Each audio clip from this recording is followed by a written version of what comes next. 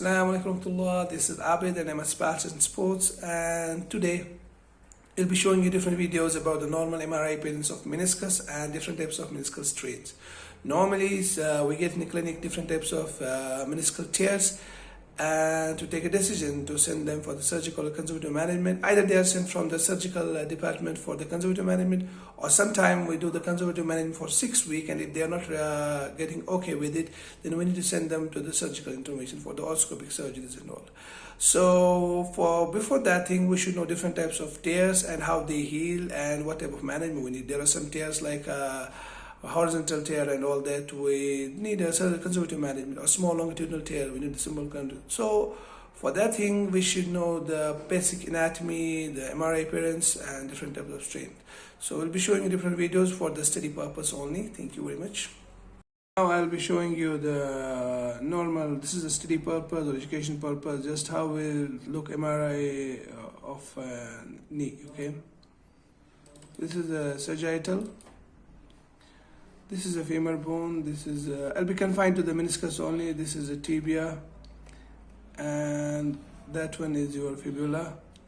So you will have the meniscus, this two triangles or meniscus. But how we'll differentiate between the medial and lateral meniscus is like these two triangles are of same size, so it's a lateral meniscus. And when you will pass through it, you will find the ACL.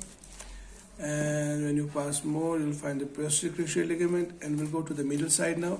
Now here you'll find, see, the posterior horn of the meniscus, medial meniscus is bigger than the anterior horn of the middle meniscus, okay? Next video, I'll be showing you the coronal view. So in coronal view, again, we'll locate the fibula here. This is the fibula, so this is the lateral meniscus. Okay, and this is a medial meniscus. Sometimes you will not find this black, this is small triangle, this is a meniscus, this is a man. Sometimes you will not find this triangle here. So sometimes this triangle will go inside the joint, so it's an indication of a bucket handle tear and all. So this is a lateral meniscus, and this is a medial meniscus, and this is a root. This is a root of meniscus here, okay. So these are the condyles of the femur. So this is a lateral condyle, medial condyle, this is the tibial condyles, okay.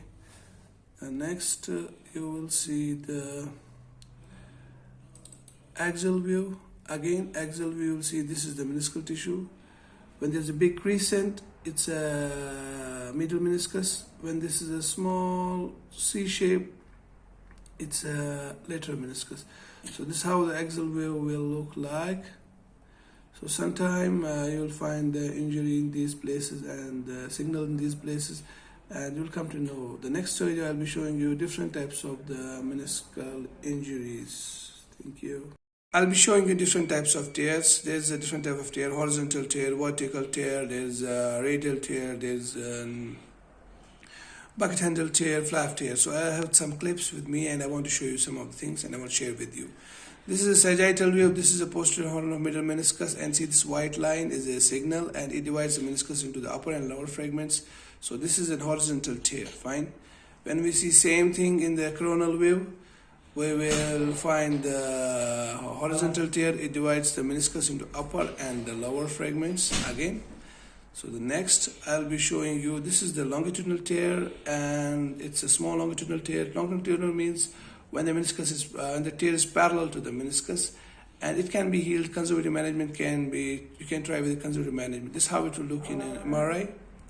It will look like this in a vertical tear in MRI. Then next, you will see the radial tear. It divides, it's from the inside of the meniscus to the out, and the small radial tear, and this is how it will look in an MRI. This is how it will look in a sagittal view in an MRI, the radial tear, fine. The next, you will see the oblique tear. This is the radial tear in oblique direction. So it will look like, and this is an axial view, it will look like an parrot beak like appearance in an MRI, fine. Next, this is again the oblique tear, and the sagittal view of the same will look like this vertical oblique tear. So it's an oblique tear. The next, you'll see the complex tear. It can be a degenerative or it can be a complex tear. It can be injury also. So it needs a management surgical option.